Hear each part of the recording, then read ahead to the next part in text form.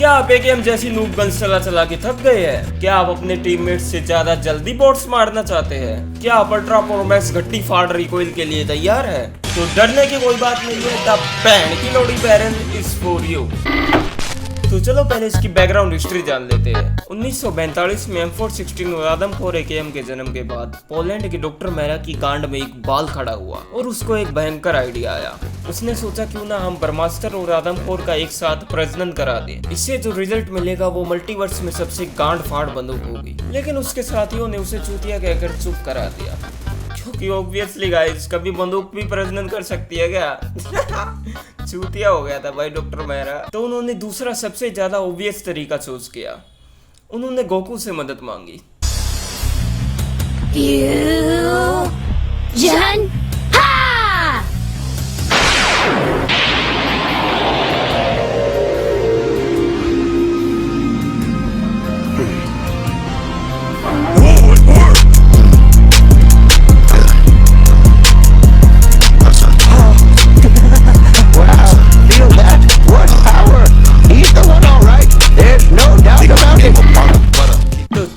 इसके कुछ स्टैटिस्टिक्स देख लेते हैं। इसका बेस डैमेज एकेएम से सिर्फ 1 पॉइंट कम है, लेकिन इससे कुछ घंटा फर्क नहीं पड़ता है, क्योंकि एनिमी को मारने में इसको भी सेम नंबर ऑफ हिट्स लगते हैं। इसकी बुलेट वेलोसिटी एकेएम से थोड़ी ज्यादा है और M4 से थोड़ी कम, और इसमें 3 फायरिंग मोड्स हैं, फुल ऑटो, सिंगल और एक भोसड़ी का बर्स्ट मोड। इसको सिंगल से ऑटो पे स्विच करते वक्त ये बर्स्ट मोड आपकी गार्ड मार लेगा, बैड का लोड़ा चूतिया बनाने का बट तेरी माँ की चूत। और इसकी आयरन साइट ऐसी है जैसे आप किसी के चूतड़ों के बीच में से देख रहे हो।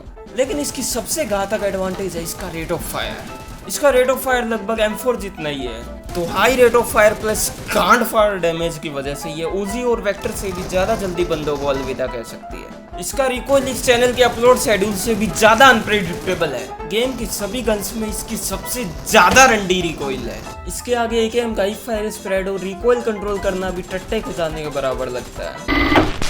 चलो अब इसको यूज करने के इन गेम टैक्टिक्स देख लेते हैं। ड्रॉप की गन्स को छोड़ के ये गन इस गेम की सबसे ज्यादा भोसड़ा फाड़ गन है। इसके आगे सभी AR और SMG वगैरह टट्टी है, लेकिन उसके लिए आपको सारे शॉट्स हिट भी करने पड़ेंगे, जो कि इसकी रैंडमी रिकॉइल के कारण बहुत ही ज्यादा मुश्किल है। अगर आपको एकेएम की रिकॉइल से भी काफी ज्यादा दिक्कत होती है तो ये गन यूज करना आपकी सेहत के लिए बेहद हानिकारक होगा। लेकिन अगर एकेएम की रिकॉइल आप आसानी से कंट्रोल कर लेते हैं तो कुर्सी की पेटी बांध लीजिए, क्योंकि आपकी गांड भी फटने वाली है। It's grip time guys. We are going to learn about some grips today. इस बंदूक में वर्टिकल और हॉरिजॉन्टल रिकॉइल काफी ज्यादा मात्रा में पाई जाती है। Vertical for break plus compensator लगाने के बाद वर्टिकल रिकॉइल काफी ज्यादा कम हो जाती है। See this very big difference. लेकिन हॉरिजॉन्टल रिकॉइल अब भी कुछ खास कम नहीं हुई है। अब अंडर 4 ग्रिप लगा के इसकी हॉरिजॉन्टल रिकॉइल कम होनी चाहिए। लेकिन ये सबसे ज्यादा डिसअपॉइंटिंग ग्रिप है भोसड़ी की। देखो कितना ज्यादा हॉरिजॉन्टल रिकॉइल हो रहा है मादर चौथ। इसमें सबसे ज्यादा हॉरिजॉन्टल रिकॉइल मिला मादर चौथ मेरे को। एक काम था इस ग्रिप का, वो भी नहीं कर पाई ढंग से। अब हाफ ग्रिप पे आते हैं। इसका नाम हाफ ग्रिप इसलिए है क्योंकि ये वर्टिकल और हॉरिजॉन्टल रिकॉइल दोनों को थोड़ा थोड़ा कम करती है। लेकिन एक बकचोद ट्विस्ट के साथ ये ग्रिप रिकॉइल तो कम करती है, लेकिन इसको यूज करते वक्त आपको ऐसा लगेगा कि ये रिकॉइल इंक्रीज कर रही है, क्योंकि इसके साथ स्क्रीन शेक काफी ज्यादा होता है, मतलब ये स्टेबिलिटी बहुत ज्यादा रिड्यूस करती है। अब आते हैं लाइट ग्रिप पे।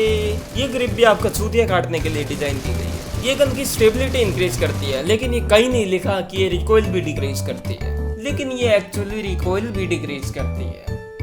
यस, चूतिया बनाने का नाम है PUBG मोबाइल।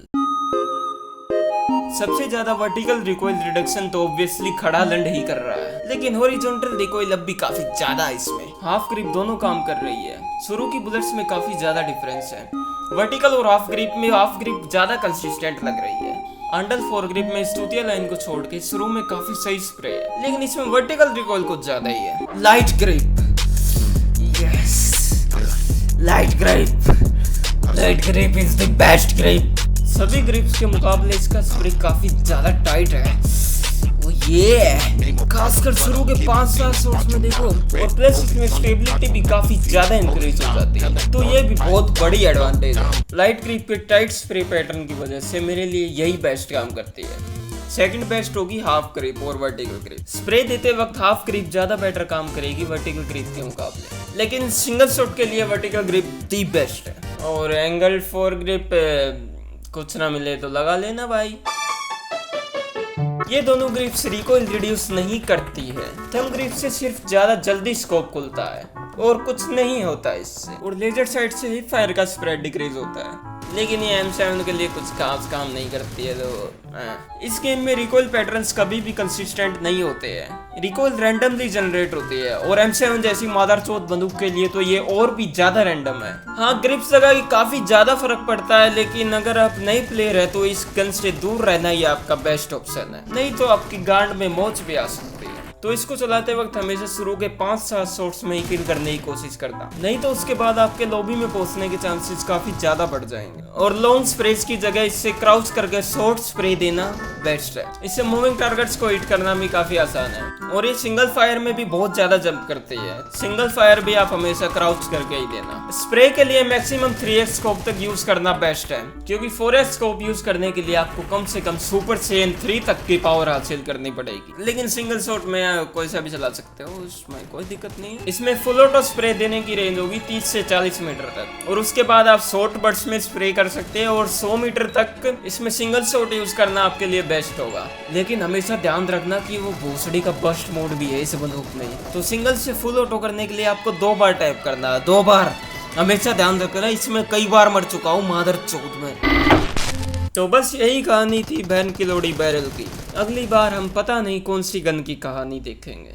और हाँ, मैं आप सबको दिल से थैंक्स बोलना चाहूँगा, क्योंकि हमारा पहला ऐसा चैनल बन चुका है जिसने 2500 सब्सक्राइब कर लिए हैं। Thanks guys.